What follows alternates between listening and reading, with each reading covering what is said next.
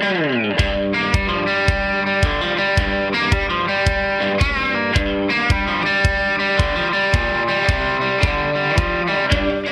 and welcome to the Goal Podcast, news and commentary from Gun Owners Action League, your leading voice for the Massachusetts gun owner.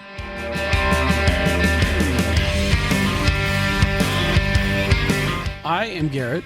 You are Jeff. Still here. We are. I survived the weekend. Tell us about it. What's up? I left home at noon on Saturday and got home at like 8 p.m. on Sunday. Wow. Saturday was the Boston Pink Pistol 7th anniversary shoot. Oh, so mentioned that last time we were here. You mentioned that it was coming up. How'd that go?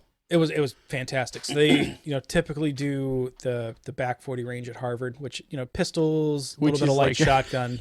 Which I got to admit is a little bit sketchy being on that range the first time because you're behind. If you've never been to Harvard, the range that they do is behind. It's a range behind a range. Yeah, it's behind the berm of the other range. So every once in a while a rock or something will hit. The anniversary shoot they do down at the trap range. Oh, okay. And it's all shotguns and having a blast. And yeah, it started at 2 p.m. was the official kickoff. I think I was there till about 5. Cool. Did not get to shoot the soda cans, unfortunately. Oh, wah, wah. The club personnel that they felt the grass had grown too high in the trap field, and they were worried about being able to get up all the metal and all that. So they asked if you would please not. Yeah, and I'm not here to whatever. That's fine. Not here to ruin anybody's range, so that was fine.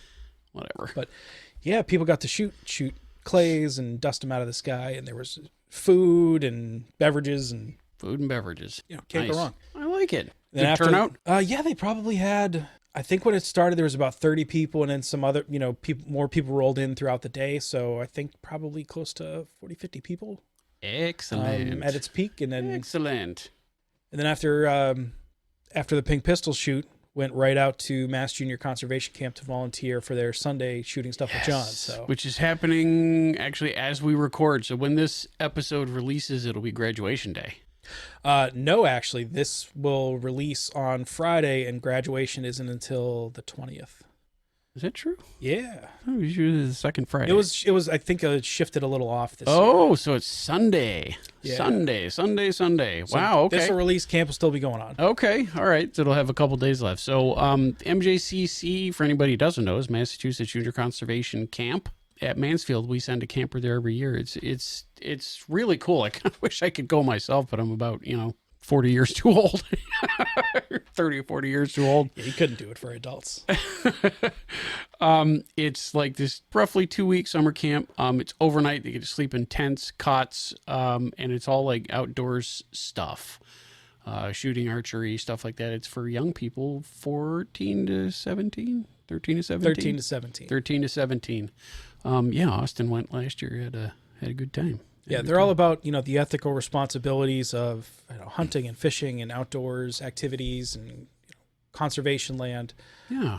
So John's been on the board there for 800 years or so. I think that's pretty. He's been going up there for a while. And so they have instructors from like all different disciplines. John's an instructor there. You went up and helped out. This is your second year in a row. This would be my third year, I think. Nice. At this point. So tell us about it. But I go up for over the weekend that they're there. Yeah. Campers get to pick like special activities that they'd really like to do. The optionals. You have a morning seminar, you have an afternoon seminar, and then maybe some light stuff in the evening. So I go up on the Sunday and I do the shooting seminar with John. Cool. So we do some handgun shooting in the morning.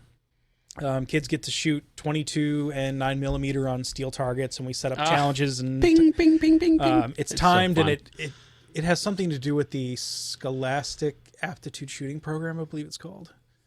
Oh, really? Yeah, really? So it's like a real thing. You're not just. Oh yeah, it's for points, like, and cool. It helps the kids out later in life somehow. I'm just there to make sure everybody's safe. Awesome. But they do the pistol shoot in the morning, and then in the afternoon after lunch, we go to the small trap area that they have, and the kids shoot shotguns for the afternoon.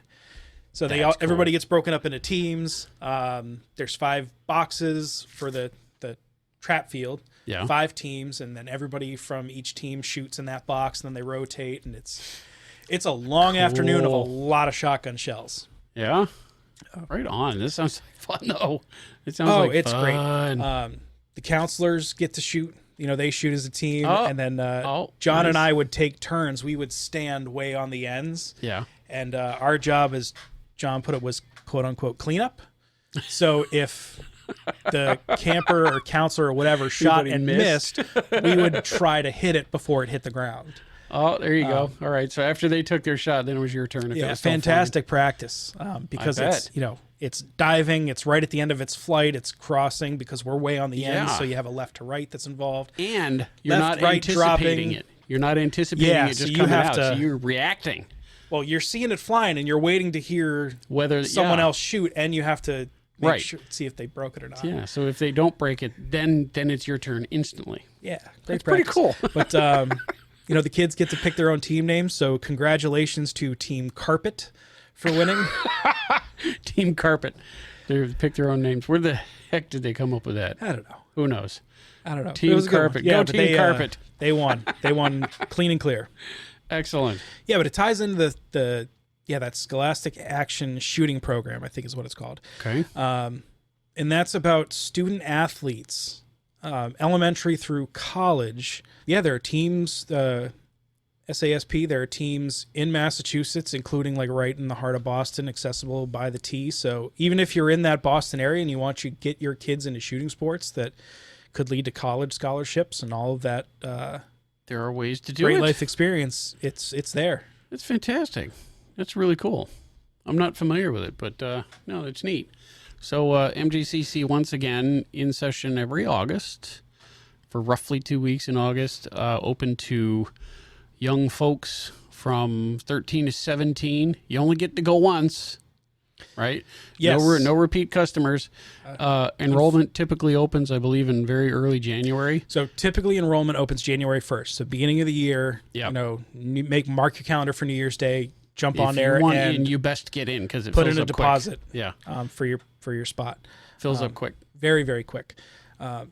Even though there's a little bit of a deposit, it's not a cheap camp. No, it'll run you about $1,200.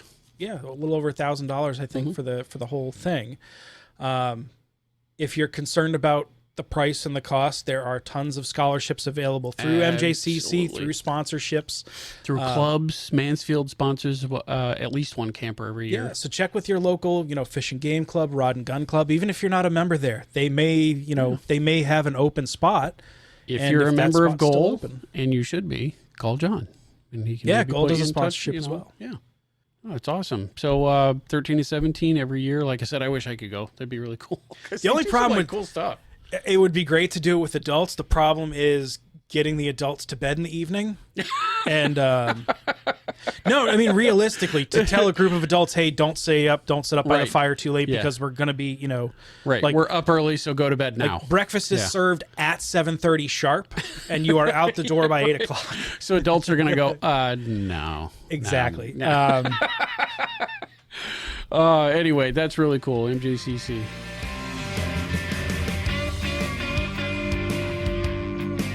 Oh, what else is going on? High Point. Oh, let's hear from High Point. Out. It is finally. It's happening. It's out. It's launched. It is launched. Yeah. High Point YC9 Yeet Cannon. Bam! After all this time. Is officially. After all this time. Officially launched and out for sale. They have been working on this for a few good years now. Well, I mean, ever since it was, named as a concept and all that. Well, the High Point C9's been around for decades, yep. and they've sold millions of them. Including one to you. Including one to me. They've been around a long time, so if you're going to change your flagship product, you typically want to put some thought into it.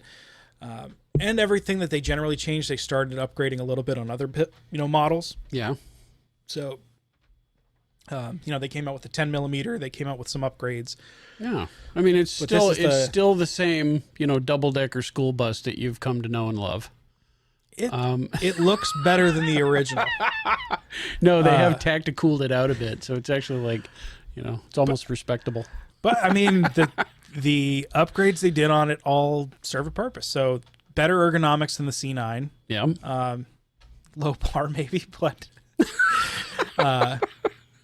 upgraded slide serrations, so they're a little more functional than what's on the original C9. It comes with a standard 1913 accessory rail, so you can put standard lights, standard accessories on it. Yep. Optics ready, threaded barrel, and it's coming standard with the capacity that you used to have to buy an extended magazine for. So with the double stack, it's carrying 10 rounds on board. Nature, by nature. Without the extension, excessive and without the extension of magazines.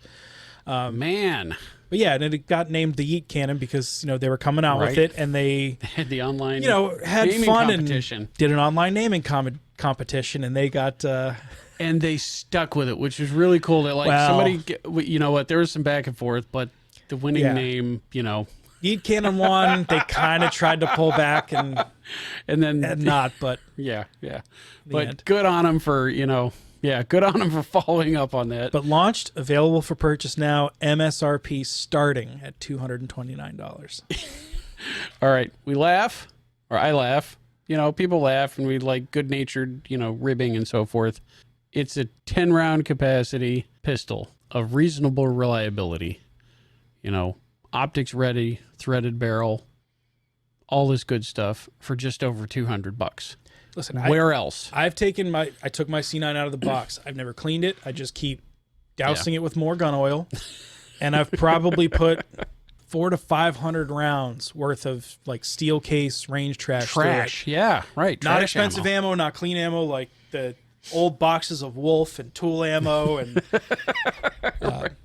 still haven't cleaned it, and I still haven't had any issues with it. Yeah, So yeah, I mean, is it going to have the long-term performance of who knows something better? No, but for what, $200, what do you want? Right. The person that realistically is going to spend $200 on that gun is not going to go do a 2,000 round training weekend.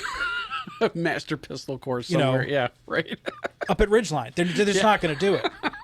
So getting 500 rounds of consistent performance out of a gun that's less than $200. That's pretty good. Without cleaning, not even an initial out of the box. You didn't even like clean the junk off of it from the factory. Straight to the range.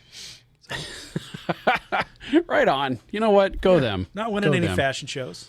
Doesn't have to. You pull the trigger and it goes. But where you should spend money is hunting season is approaching. Segue. Here we go. Hunting season. If you applied for an antlerless deer permit by the July 16th deadline, you best go to Mass Fish Hunt and check it out. I got mine. Woohoo! I got awarded an antlerless tag for this year. You can check your status anytime now through the end of the year. So if you won, you won, and it's just like it's just there for you to purchase. Yeah, it's there for you to purchase. You still have to purchase it. Yes. Yeah. Right. You can't just say, "Oh, I want it," and then so your odds of winning really. So it depends on the zone because they give you they allot a certain number per zone. So some zones are better than other ones. The zone I hunt is typically, I think, 60-70% success rate. So, I got one. I actually do pretty well. I'm in zone 10 with like 10 other people, so it wasn't a problem. So I wasn't worried about it. You're one of those people that they go, okay, if you want to buy another one, you can buy a second one. Yeah. Well, surpluses, So if you won, you won. But if you didn't get awarded a deer tag, surplus doe tags are going to go on sale right at the end of September, right before the start of archery season. Yeah, which archery opens on October the 2nd, my birthday. Woo-hoo. So once again, go to massfishhunt.mass.gov, log into your account. You want to double check all your licenses, right? Hunting season's coming. Double check all your licenses. You don't want to get out there, just discover your federal EDUC stamp expired in June. Yeah, right? That runs on a different schedule, too. That's a different timeline. As far as I rebought mine in January when I bought all my licenses for this fall. Yeah, it expired in June, so I had to buy another one. There you go. Remember that you have to display your license. You got to have your license along with any required permits and stamps while you're hunting. Okay, everybody who hunts knows this. But you can either show them a paper copy or display a legible image of your license on your smartphone, if you prefer. You still have to comply with all the tagging requirements. So if you have a tag, or if a tag is required, like it is for hunting deer, bear, turkey, etc., you have to carry a paper copy of the tag attached to the appropriate documentation, right? The license or permit. So it has to be attached. And then once you get the bag, you detach it, attach it to the animal, and then go from there. How you staple your smartphone to the animal, I don't know. Somebody will eventually work that out. But just do paper tags, folks. Print them out and bring them with you. Yeah. Now, how do you keep your tags with you out in the field? Me personally, yeah. I actually fold mine up and keep it in a Ziploc baggie inside one of my inner pockets of my vest. So I have my deer vest that, starts the season weighing almost nothing and ends the season weighing about 40 pounds because it just collects crap. But yeah, I usually, I keep mine inside of a baggie.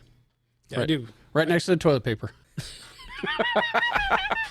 I keep mine flat in one of those gallon size freezer Ziploc bags. Oh, you keep it flat even. Yeah. Right on. Okay. That I keep a little clipboard and a pen all together. Clipboard. Well, because it always kills me as it's always a drag doing that. You're trying to write this thing and it's kind of getting wet. So now, it's wet and you're punching through it trying to write. Yeah. Yeah. So I try to keep them dry with the bag and then something small or at least hard and flat to write on a little bit. Yeah. Yeah. No, I know people that fold them up and put them inside the pouches.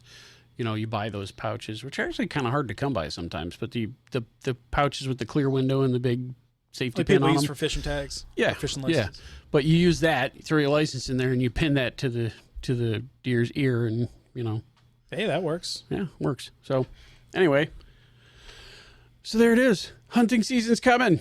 Archery's coming. Deer season's coming. Maybe I'll get my new shotgun this year. Maybe in October. I'll have a little bit of money. I'll go down to go see Toby and maybe he can hook me up. Yeah, you should have bought it. I know. I didn't. We just had a big trip to Florida, so I got to recover the credit card a little bit first. And then... No, you don't. You're already redoing a budget. You're already rebudgeting.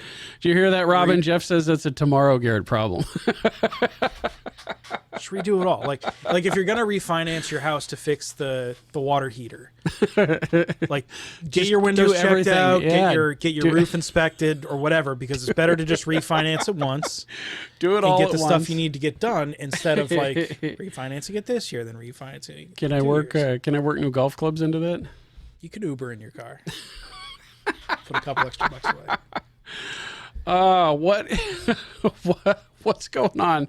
HD4420. So we are in August as we speak. It's getting towards the end of, it's right smack in the middle of August, but working towards the end of August, which, by the way, August is NSSF, it's National Shooting Sports Month. Get out to the range. Take a friend to the range. Anyway, the legislature's on break right now, as we knew they would be throughout the month of August.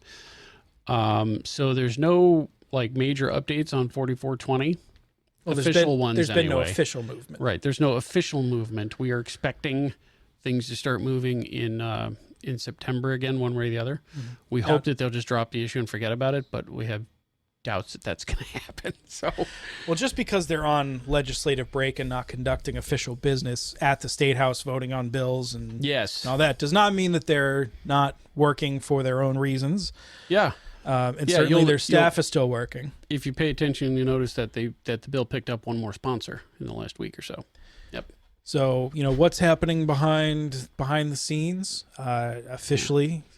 We don't know. It would all be speculation. Right. But I imagine we are not given to know such things. I imagine this is when the calls are made to say, hey, what do I need to change in this bill to get your vote? Yeah.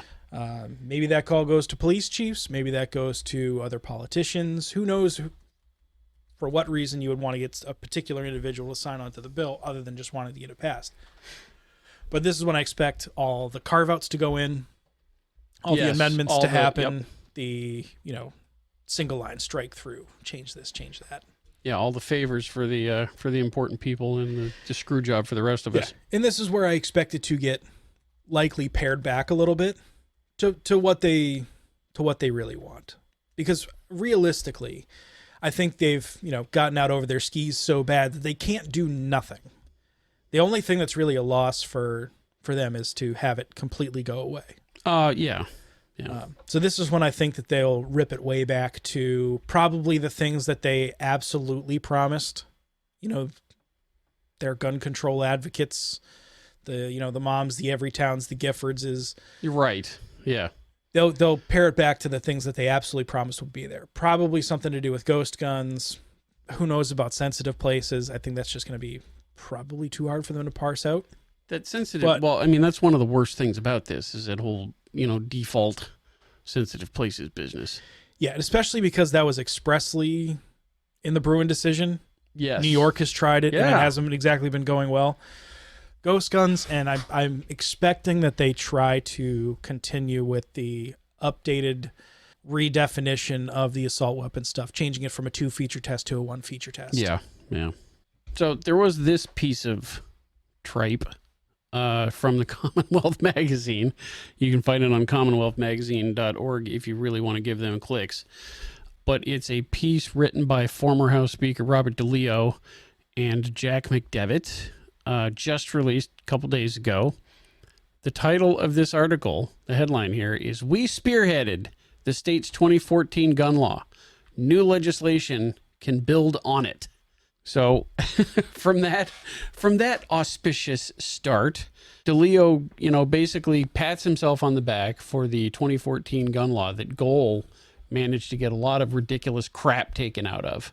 And so he's basically patting himself on the back and saying, HD4420 is the next big thing. We should definitely do it. I don't believe he actually calls it out by name, but I mean, the timing is pretty suspect. Timing's pretty suspect. He goes on about ghost guns being seized by local police after being involved in shootings, which, the next part of that sentence is people who are not, people. No, just what'd you do with the guy you confiscated the gun from? Yeah. What happened to that guy? Yeah, nothing. He got pled out and streeted. Meanwhile, you want to make it illegal for me. Yeah, right. So in this opinion piece, they say, current House Speaker Ron Mariano and Judiciary Committee co-chairman Rep. Michael Day recently put forth, quote, the most comprehensive firearm violence prevention legislation since the 2014 statute. We are very clear on, the real facts here. There's nothing in this bill that addresses crime. All it does is make new criminals. And of course, he goes on to say that, the listening tour, we were listening to what people said. Chairman Day was doing all his due diligence and trying to make the state a safer place. Such nonsense. This stuff is out there. If you really want to go read this tripe, you're welcome to go do so. It's commonwealthmagazine.org. It is the same stuff that we've read from other places. The timing is what speaks to me. This makes it very clear. Okay, Robert DeLeo and this guy, Jack McDevitt from Northeastern University, did not just meet on a golf course on Sunday afternoon and go, hey, we should write an article about this. That's crap, okay? There were phone calls made. Someone said, hey, man, could you maybe beat the drum a little bit here? Yeah. So, there were phone calls made. There were emails passed. This is not just an out-of-the-blue thing. And the fact that it comes during the break speaks volumes to me. I try not to be the tinfoil hat guy, but I don't believe for a minute that this was off the cuff. A totally sincere. Yeah, right. Yeah, totally good faith article here. This is the stuff that kills me. And you're just looking at the article. Here we go. Quote, the bill would require all so-called ghost guns to have a serial number embedded on multiple areas of the firearm and to be registered just the same as all other firearms in Massachusetts. End quote. Would it? So, really? All right, let's just, this is giving me a headache, but you're saying that criminals can manufacture their own firearms from these ghost gun kits. Yeah. You're already starting off by calling them criminals, which means that they have some level of comfortability with breaking the law. Yeah.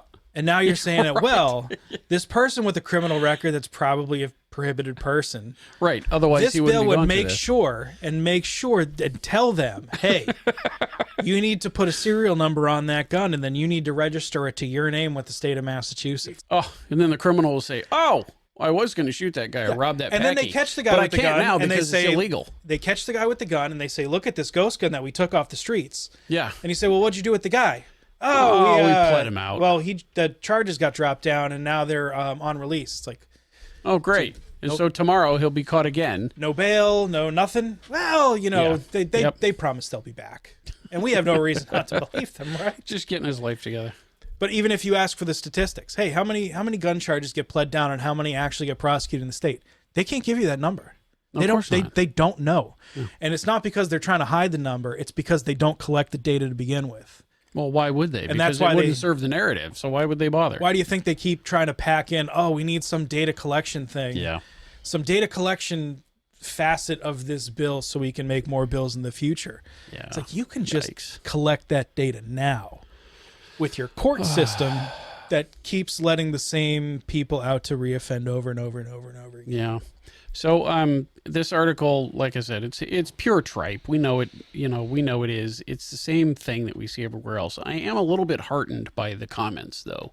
So if you scroll down the comment section, if you get to read it, most of the people commenting on this are commenting against, what it has to say. And it's honestly the usual stuff, like gun laws don't stop criminals. It goes on to like the regular kind of talking points that we've been talking about and pounding on for years and years and years. But people are saying these things in these forums. I don't think it's being listened to, but the majority of the comments here, the public comments, are speaking against the article, which is, I don't know, I think it's a good thing. And they all say the same thing. The everything that you're proposing does nothing to criminals, only hurts people who don't break the law. That's right. So, guns are not the problem. You're talking about increasing public safety. Take the people who actively choose to decrease public safety off the streets. You know when you do that? When you arrest them. What? What was the old what was the old joke like? The wanted poster, and it's like, why didn't you keep him? Why didn't you just hang on to him when you're taking the picture? When you had him. Oh my goodness. Anyway, so that's out there. There are other pieces out there. My takeaway from this again is that it's complete baloney. Obviously, it's complete baloney, but I think it's planned. I think it's part of a it's part of a campaign, part of an organized campaign. I'll go say that. I would defend DeLeo's right to say stupid. Well, he's been doing it for years, especially under his First Amendment, under his First Amendment rights as a private citizen. He's been doing that since how many years was he in the legislature? Goal Freedom Celebration Rally is upcoming August the 27th, 2023. As this episode releases, it'll be just over a week away. So once again, Sunday, August 27th, 2023 starts at 1 o'clock. We go from about 1 o'clock to 5 o'clock at the Quincy Marriott. Mo Palmer's going to be pissed at me if I say Quincy. 1000 Marriott Drive, Quincy, Mass. Birthplace of John and John Quincy Adams, John Hancock, etc. So we're going to have guest speakers. Yeah, you get folks like Charlie Cook, Patrick Collins from the Gun Food, Cam Edwards from Bearing Arms will be joining remotely. And guest of the show, Jared Yanis, Guns and Gadgets. Yep. And Toby's going to speak too. And we got some other people yet to be announced. Some other cool stuff going on. We'll be up there. Patches and stickers. And Heaven help us, we'll be there. Jim asked me to bring the podcast equipment. So we'll be there for sure. I imagine much of the Gold Board will be there. The Gold staff will be there. Jim, Mike, John, Angie, the whole staff will be there. Like you were saying, we're going to have podcast stickers and patches. Sweet. So come get yours. Yeah, and a great opportunity to meet and network with your fellow pro-rights citizens. That's what kind of this is all about, right? This is... You go to the range and there's attorneys, there's doctors and contractors and gun shop owners. Meet and network with these people. Build the community. We'll have presentation, like you said, we'll have some speakers. Be a good time. There's going to be food.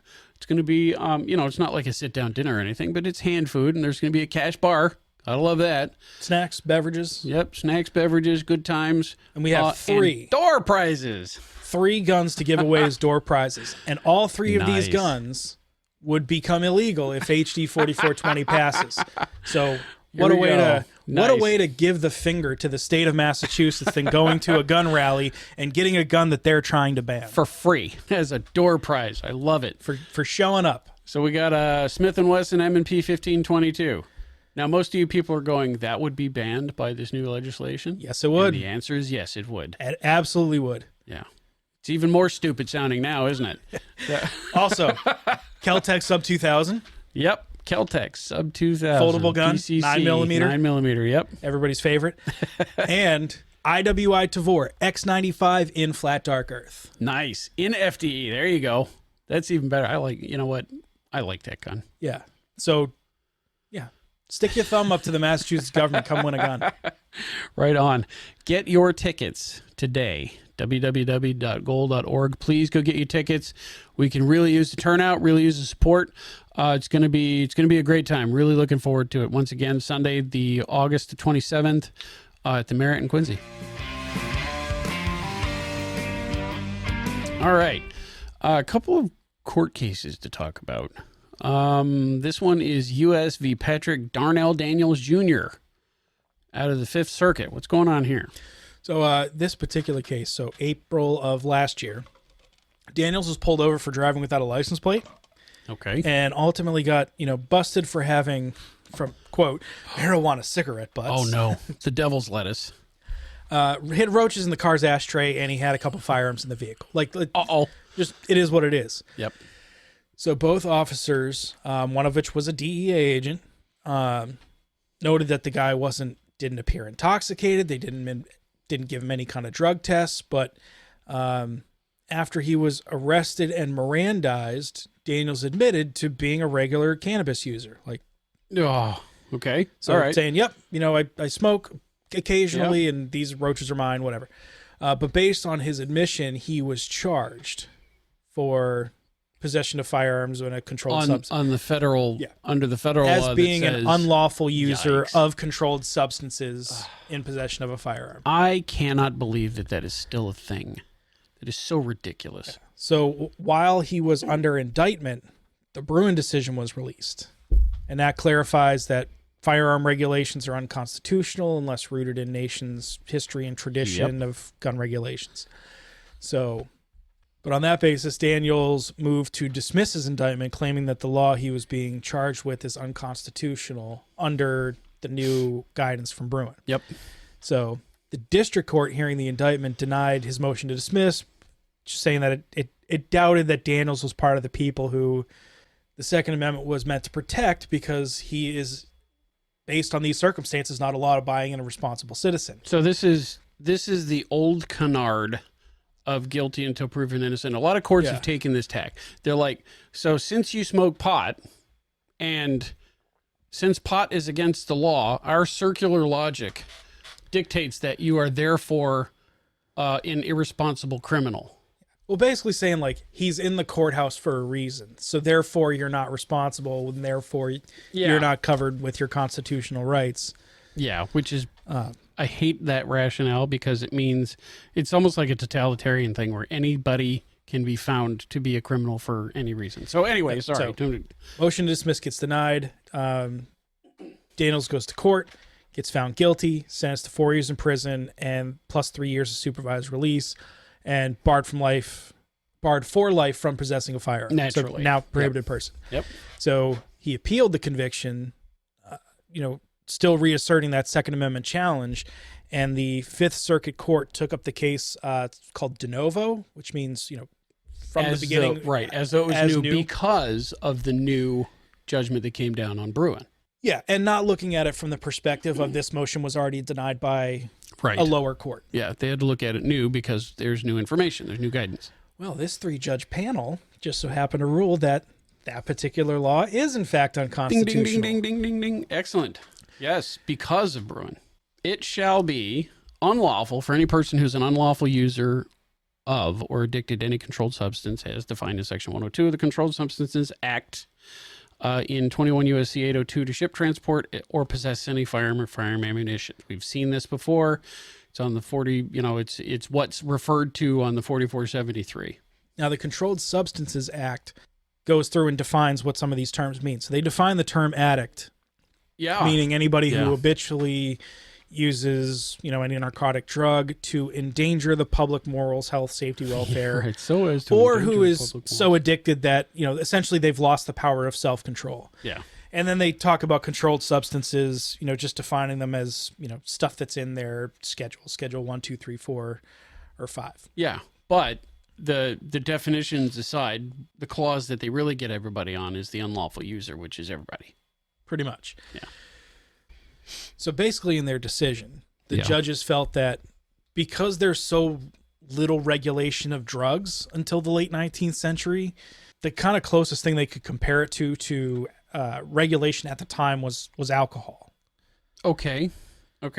Right, because drugs aren't really a thing. I mean, they were a thing, but they weren't like a thing as far as regulation. So they go, an analog to that is alcohol. Yeah, and throughout that period, there were laws that would regulate, public drunkenness and drunkenness showing up for militia duty, like your firearm would be taken away by the commanding officer. And so they're using that as text history and as the history and tradition part of the test. So they're saying that, here is the analog of the time. Since we're not talking about drugs, alcohol is the next best thing, and since we have a tradition of alcohol laws, therefore this drug thing is also constitutional, they say. So they argue that, throughout American history, laws have regulated the combination of guns and intoxicating substances like alcohol.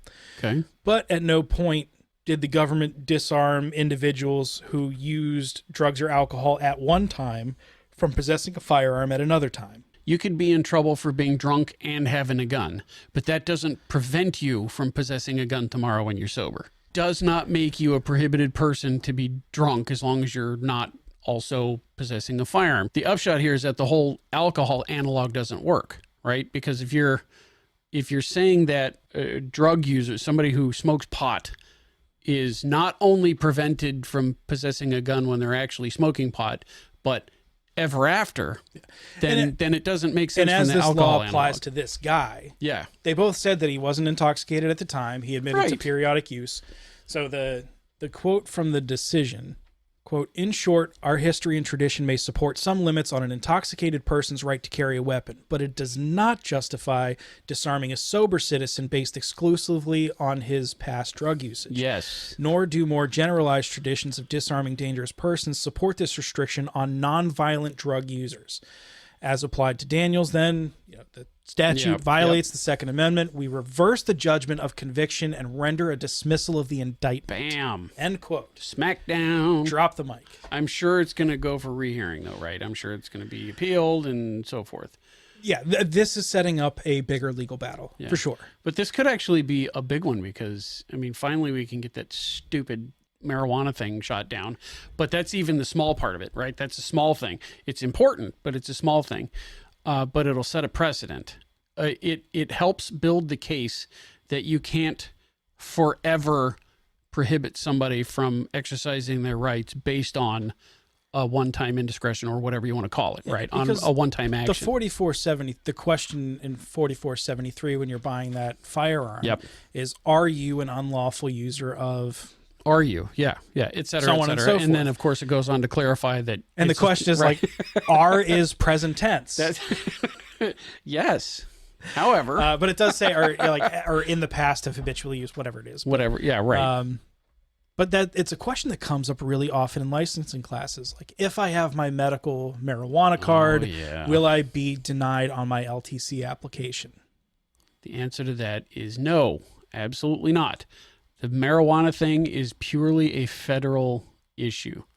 The state does not care about your marijuana use. It's legal here in Massachusetts.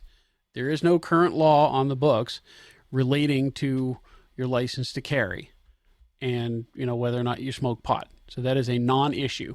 If there's any issue at all, it has to do with the United States Code and your admission to question 21 something or other on the 4473.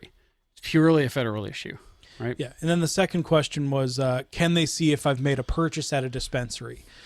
And to that, I would say, if it's an electronic transaction, do I think the government snoops in on what people buy? Yeah. Yeah, probably. Yeah. But are they willing to... Could they see if you have purchased something from an establishment like that? I'm sure that... If they really wanted to, they probably could. Sure, but are they going to do that in order so that they could bust one dude for smoking, electric broccoli on the weekends? Seems like the kind of thing that they would do to jam up someone that they couldn't get on something bigger. And to that end, then I would just say, go to the ATM, get cash, and pay in cash. There you go. Go do your stuff, man. It's not hard. But just some stats on why this is relevant. So 2017, so this is going back 5 years. Yeah. Study came out in PubMed.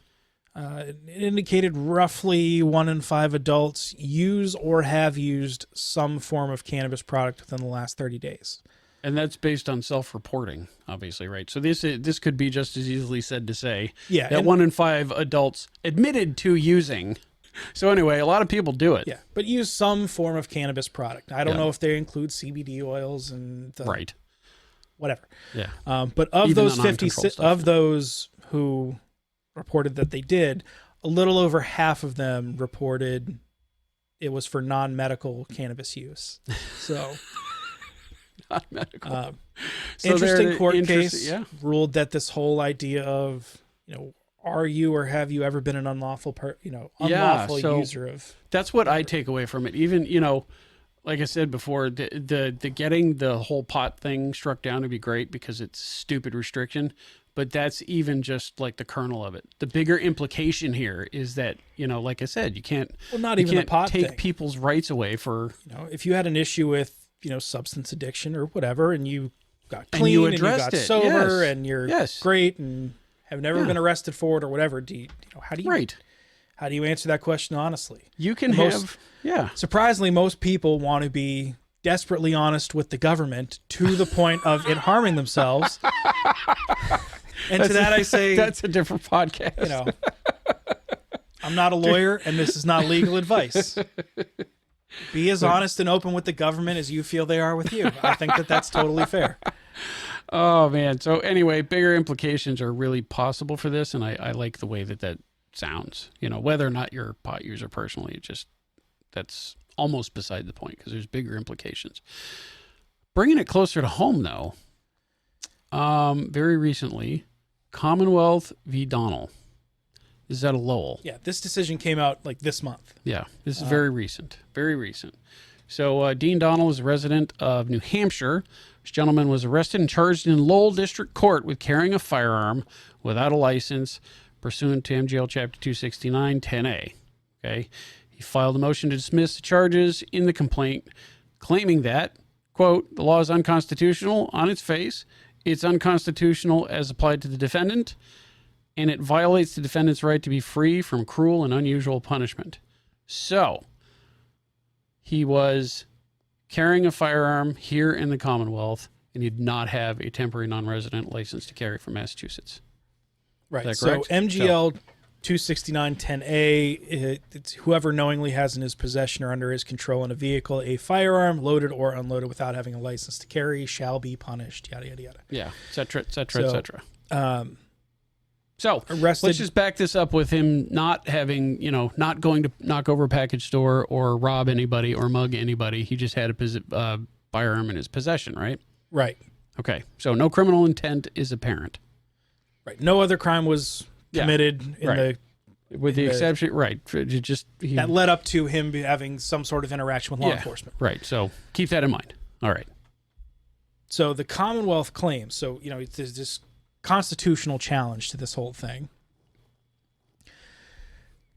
Commonwealth of Massachusetts is claiming that their licensing scheme imposes a permissible burden because the state there's the McClure-Volkmer Act. Yep, FOPA saying that he wasn't barred from traveling in the state without a firearm because he could have complied with FOPA. Right. So had he complied, he would have been legal and been okay. Yeah, and the Commonwealth is also claiming that because the defendant could have applied for a non-resident temporary LTC, which by the way would be completely eliminated with HD4420. Just by the way. But because he could have gotten possibly a non-resident license, that these laws are constitutional. I mean, I would argue against that because, that's nonsense. Just because we're going to set up a whole bunch of hoops, right, that get in the way of you and your constitutional rights. And just because you have the legal option to exercise them means, therefore, that any other restrictions we place in your way are permissible. It's silly. It's like a circular, non-logical way of thinking. Anyway, what did the court find? Well, what a decision. Yeah, this is this is almost surprising given the venue. The court, so I'm just going to paraphrase what the court said instead of just reading the whole decision out. Yeah, legally sucks. But essentially the judge said, yeah, I hear all the Commonwealth's arguments, but that completely misses the point to the Second Amendment and the right to possess firearms for personal protection and self-defense. It's like, yeah, you're totally right, except no, you're actually completely wrong. So, yep, and said the court wasn't buying the Commonwealth's argument that a ordinary law-abiding resident of New Hampshire can just magically become a felon because they happened to drive down the wrong street and ended up in the state of Massachusetts. Yep. Given there's already federal laws applying to the entire country about who is and isn't a prohibited person anyway. Yeah. So and the this state really doesn't have an prohibited. interest beyond what the federal law already dictates. Right. Yeah. And they reference, I forget, there's a mall right on the border between New Hampshire and Tingsboro. And like some of the stores in the mall are actually over the Tingsboro line in Massachusetts. So saying that, like, you go from... so if I go to, you go from Macy's to Nordstrom... and now you're a felon. In the same building with the same address, and now you're a felon, yeah. Right. So just saying, yeah, law-abiding resident of New Hampshire having a constitutional right shouldn't all of a sudden become a criminal because they have a foot on Massachusetts territory. Yeah. Which now under Bruin, and this is the court saying this, which now under Bruin has to be issued anyway unless the court or unless the applicant is otherwise disqualified. Yeah, so it's a shall issue licensing regime. And I do like to quote, this court can think of no other constitutional right which a person loses simply by traveling beyond his home state's border into another state and instantaneously becomes a felon subject to mandatory minimum sentence of incarceration. That's a quote from the case. And it makes sense to me. That's so, you cross the state boundary and you instantly become a felon and get tossed into jail for what? Having done nothing else. Right. You didn't commit any crime against persons or property. You didn't make any victims. You didn't steal anything or break anything. You simply were driving in your car and you crossed a state border and now you're a felon. Yeah. So another line from the decision. So this is a little bit on the legal language side, but they said an individual only loses a constitutional right if he commits an offense or is or has been engaged in certain behavior covered by 18 U.S. Code Section 922, and that deals with importation and exportation laws for firearms. Yeah, we're familiar with that one. That covers, right, that's like an interstate commerce thing. Yeah, so they ruled that the court found the law unconstitutional as applied to this particularly situated defendant and allowed his motion to dismiss on that ground. And they're leaning into essentially the full faith and credit clause of the Constitution. So, full faith and credit. This one bears a little bit of explaining. So, full faith and credit really means that the states have to play fair and they have to play nice. Yeah. Full faith and credit shall be given to each state to the public acts, records, and judicial proceedings of every other state. And the Congress may, by general law, prescribe the manner in which such acts, records, proceedings shall be proved in the effect thereof. If states can't go to war with each other over stupid. Yeah. Right. They're expected to play nice all in the same sandbox. The perfect example of this is if you get a first-time DUI in Massachusetts, yep. The misdefelony, carrying a potential sentence of more than 1 year in prison, you are a federally prohibited person nationwide. Because of the sentencing, the federal, Yep. Because of the federal guidelines of what makes a prohibited person. Yep. Every other state, under full faith and credit clause of the Constitution, has to accept that determination. Right, because that's federal law. Yeah, they can't say, well, you did that in Massachusetts, and it's a whatever thing, and we don't care, so come to Nebraska and buy whatever you want. If you're a Massachusetts resident and you get a DUI leaving Foxwoods in Connecticut, that's a potential jail time of up to 6 months. In Connecticut. You are not a federally prohibited person. You're not even statutorily prohibited in the state of Massachusetts. That's right. So... the New Hampshire, right, or the Connecticut native comes here, gets a DUI. He is prohibited even in Connecticut forever. Yep, absolutely. Right? The Massachusetts resident goes there, gets a DUI, and they're not prohibited anywhere. Not even in Massachusetts. Yeah, because of the way that the Massachusetts laws are written and the ridiculous, sentencing guidelines that are intended, in my opinion, to prevent you from Now guns. this case for sure is going to be challenged by the state of Massachusetts. Oh, yeah. All right, it's going to be dragged. It is important to say that this is a district court. This is this is the starting level. This is very local. It is very specifically tailored to this gentleman and this gentleman's case. This is not, this is not precedent that's going to blow cases away other places in the state. Not yet. This is very local. It's not binding on the state level. Yeah. So court, the state's going to take it to appeals court. They'll probably win the appeal. Probably. If this individual challenges it further, then you go to the Mass Superior Court or the SGC is going to end up with it, and we know how they feel about gun laws. Exactly. So this is basically a decision that he's going to have to fight all the way up to the Supreme Court once the state really digs their teeth into it. So this is an interesting case. It's a good finding, but it's like kind of a long way away from. It's a good faith argument by that judge. Yeah, because the judge could have just said, "No, I'm just going to let my." And it does lead to the concept of reciprocity. Yeah, it's completely legal for that guy to express his Second Amendment rights in New Hampshire, and he's following the law and not doing anything wrong, and he's not federally prohibited. Yeah. So there's a lot more to these cases. The first one was maybe 40-ish pages, and the second one was 8 pages. If you would like to read them, I got copies of the PDFs. Yeah, cool. Put them in the Dropbox for you so we can add them to the show description. Yeah, we'll put them in the show notes and make them available for people to read. Yeah, so I encourage everybody, read it for yourself. Mm-hmm. Go through it. They're not terribly difficult to read, just a lot of legal language, but it's good to get the exercise of seeing how the courts think, how they process things, and there it is. So it's actually it's cool, it's interesting. It doesn't have a whole lot of immediate impact, but it might down the road. So it's still a win for the Second Amendment. It is. And it feels good. Yeah. All right. Before we roll out, we'll just remind you once again that the Freedom Celebration Rally is August 27th at the Quincy Marriott. Please come out, get your tickets on gold.org, and come and join us. It's really going to be a good time. Yeah, come win a free gun. Right. All right, so that's going to do it for today. Thanks for listening in. Be sure to subscribe to the Gold Podcast. Check us out on Facebook at facebook.com/Gun Action League or on Twitter at Gold Update. And we're available on YouTube at our very own YouTube channel where you can listen to audio of the podcast and see some other videos that we're planning to produce in the future. Check us out on YouTube at The Goal Podcast, all one word, and you'll find us up there. Also, check out the website, and we'll include links to that. So check us out and spread the word.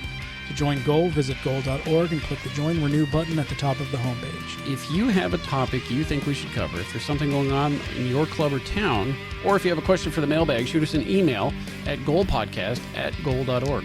The Goal Podcast is a production of Gun Owners Action League of Massachusetts. The views and opinions expressed are those of the hosts and guests and do not necessarily reflect those of Goal, its staff, or affiliates.